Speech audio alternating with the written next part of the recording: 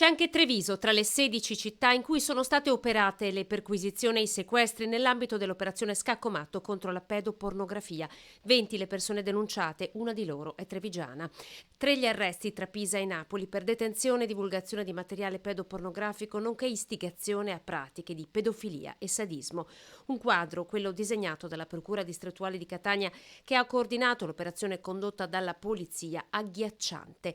Racconta di una fitta rete nata per scambiare e divulgare materiale con contenuti raccapriccianti di abusi su minori, violenze, anche neonati. Tutti erano catalogati e divisi per sesso, etnia, età.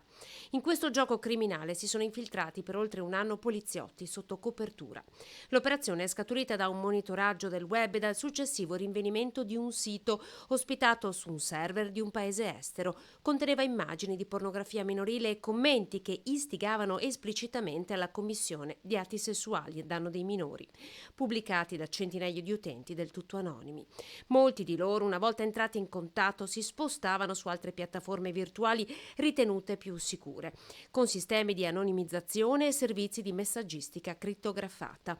Durante le indagini, agenti della Polizia Postale di Catania e del Centro Nazionale di Contrasto alla Pedofilia Online sono riusciti anche a localizzare alcuni dei luoghi degli abusi e a identificare 3 delle vittime. Per loro sono già stati attivati protocolli di copertura.